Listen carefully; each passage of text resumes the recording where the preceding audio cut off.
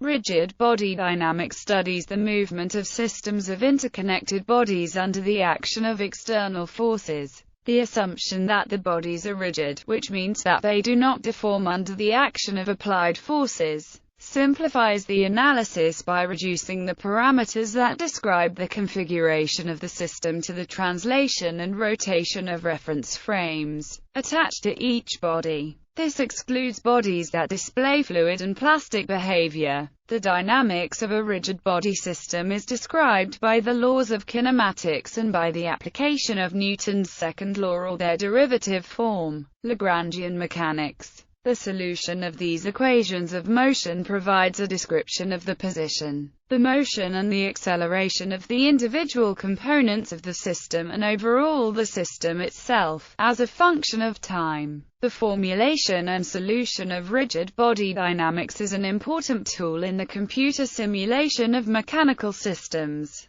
Planar rigid body dynamics. If a system of particles moves parallel to a fixed plane, the system is said to be constrained to planar movement. In this case, Newton's laws for a rigid system of n particles, pi I equals 1, n, simplify because there is no movement in the k direction. Determine the resultant force and torque at a reference point r, to obtain where r denotes the planar trajectory of each particle. The kinematics of a rigid body yields the formula for the acceleration of the particle pi in terms of the position r and acceleration a of the reference particle, as well as the angular velocity vector omega and angular acceleration vector alpha of the rigid system of particles is. For systems that are constrained to planar movement, the angular velocity and angular acceleration vectors are directed along k perpendicular to the plane of movement, which simplifies this acceleration equation. In this case,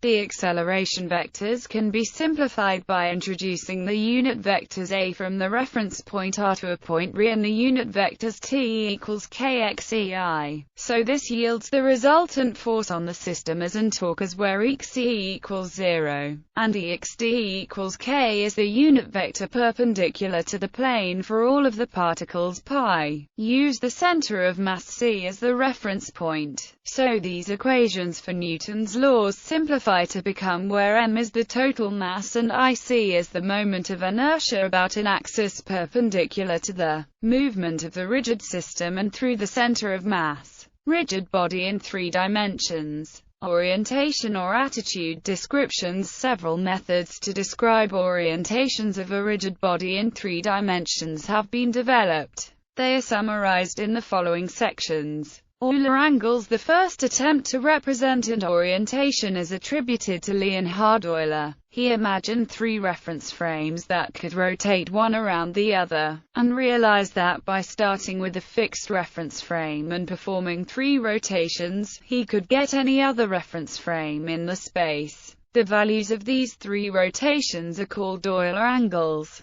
Tate-Bryan angles. These are 3 angles, also known as yaw, pitch and roll, navigation angles and Cardan angles. Mathematically, they constitute a set of 6 possibilities inside the 12 possible sets of Euler angles, the ordering being the one best used for describing the orientation of a vehicle such as an airplane. In aerospace engineering, they are usually referred to as Euler angles. Orientation vector. Euler also realized that the composition of 2 rotations is equivalent to a single rotation about a different fixed axis. Therefore, the composition of the former 3 angles has to be equal to only one rotation, whose axis was complicated to calculate until matrices were developed. Based on this fact, he introduced a vectorial way to describe any rotation, with a vector on the rotation axis and module equal to the value of the angle. Therefore, any orientation can be represented by a rotation vector that leads to it from the reference frame. When used to represent an orientation, the rotation vector is commonly called orientation vector, or attitude vector. A similar method, called axis-angle representation, describes a rotation or orientation using a unit vector aligned with the rotation axis.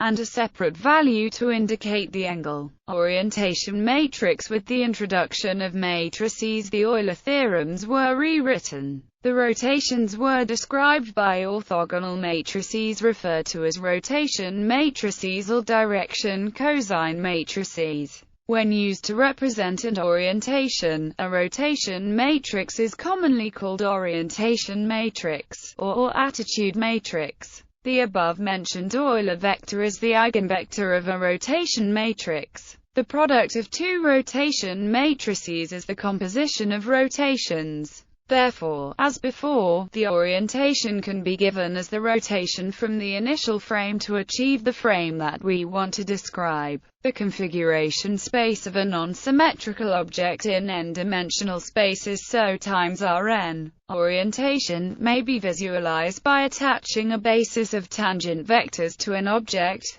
The direction in which each vector points determines its orientation. Orientation quaternion. Another way to describe rotations is using rotation quaternions, also called verses. They are equivalent to rotation matrices and rotation vectors. With respect to rotation vectors, they can be more easily converted to and from matrices. When used to represent orientations, rotation quaternions are typically called orientation quaternions or attitude quaternions. Newton's second law in 3 dimensions. To consider rigid body dynamics in 3-dimensional space, Newton's second law must be extended to define the relationship between the movement of a rigid body and the system of forces and torques that act on it. Newton's formulated his second law for a particle as: the change of motion of an object is proportional to the force impressed and is made in the direction of the straight line in which the force is impressed. Because Newton generally referred to mass times velocity as the motion of a particle,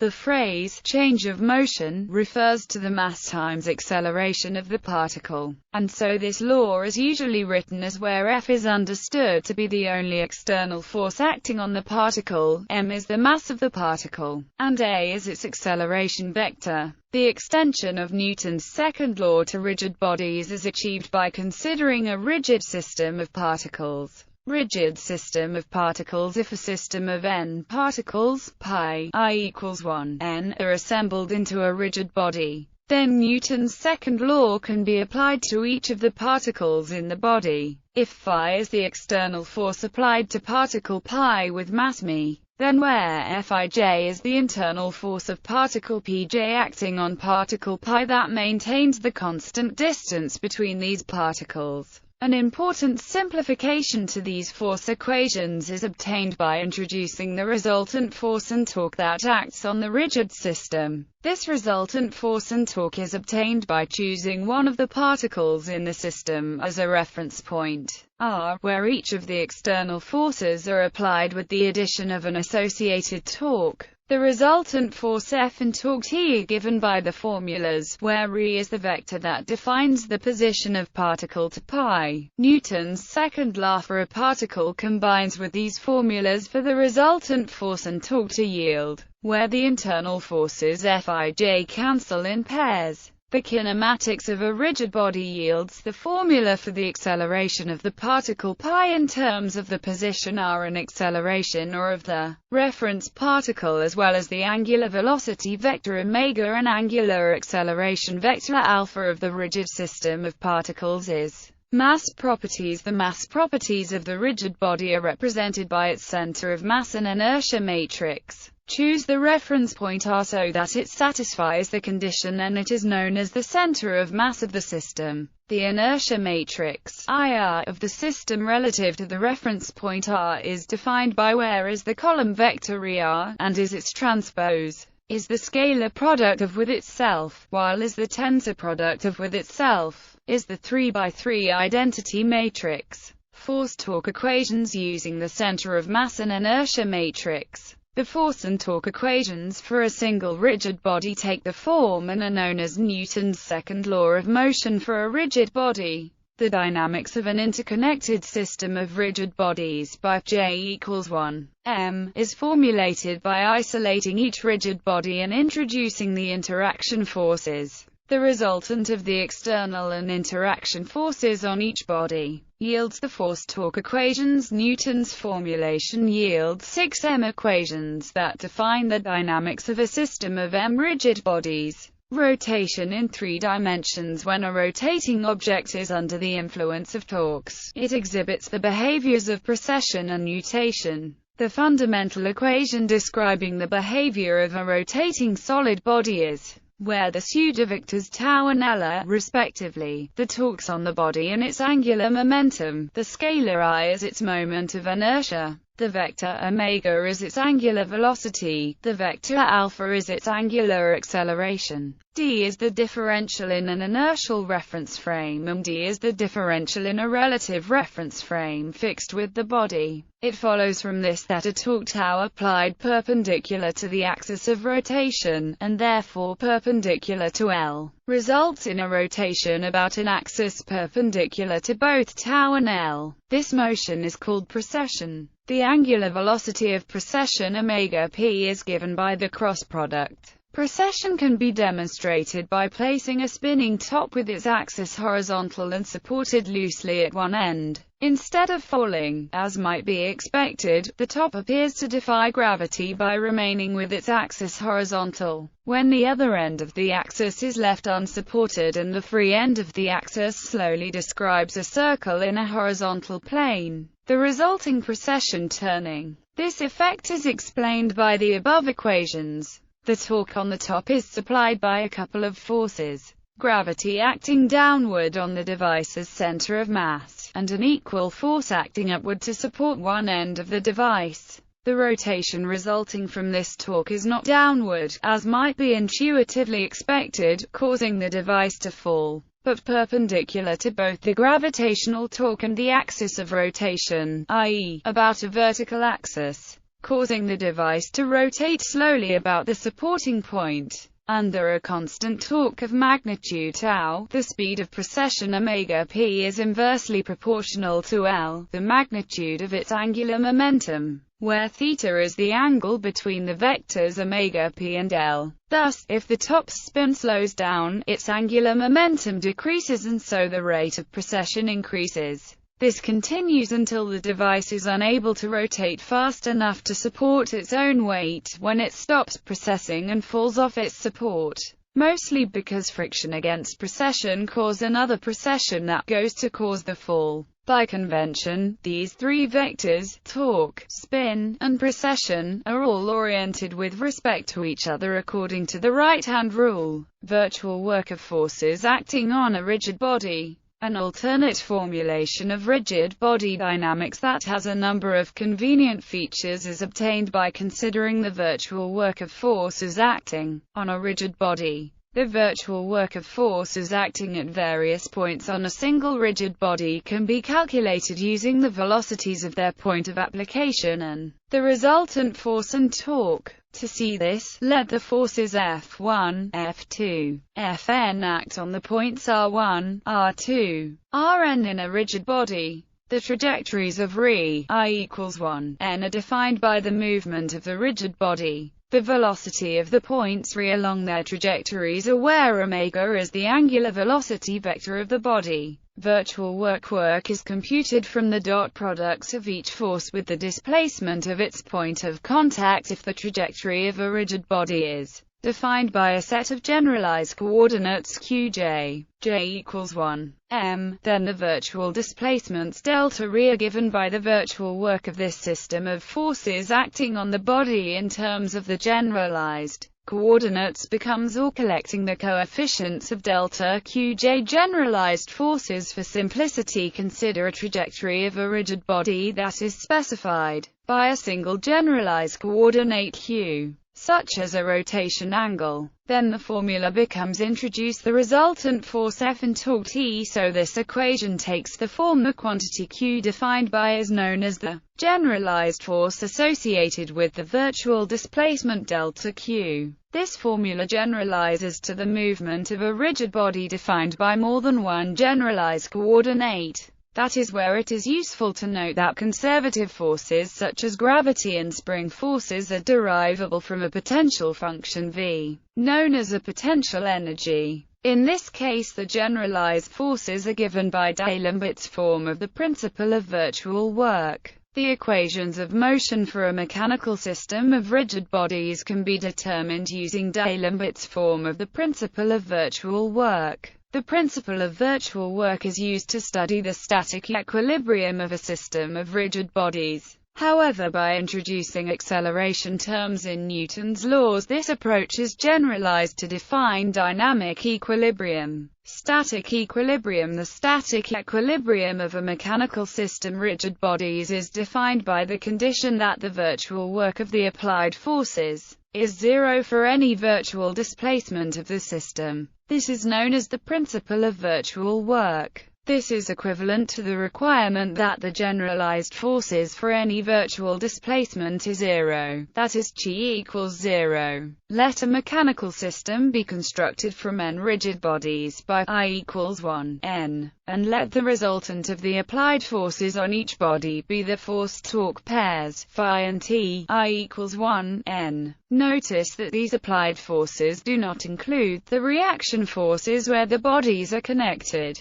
Finally, assume that the velocity via an angular velocities omega I equals 1, n, for each rigid body, are defined by a single generalized coordinate q. Such a system of rigid bodies is said to have one degree of freedom. The virtual work of the forces and torques, phi and t, applied to this one degree of freedom system is given by where is the generalized force acting on this one degree of freedom system. If the mechanical system is defined by m generalized coordinates, qj, j equals 1, m, then the system has m degrees of freedom and the virtual work is given by where is the generalized force associated with the generalized coordinate qj. The principle of virtual work states that static equilibrium occurs when these generalized forces acting on the system are zero. That is, these m equations define the static equilibrium of the system of rigid bodies. Generalized inertia forces consider a single rigid body which moves under the action of a resultant force F and torque T, with one degree of freedom defined by the generalized coordinate q. Assume the reference point for the resultant force and torque is the center of mass of the body. Then the generalized inertia force Q** associated with the generalized coordinate q is given by this inertia force can be computed from the kinetic energy of the rigid body.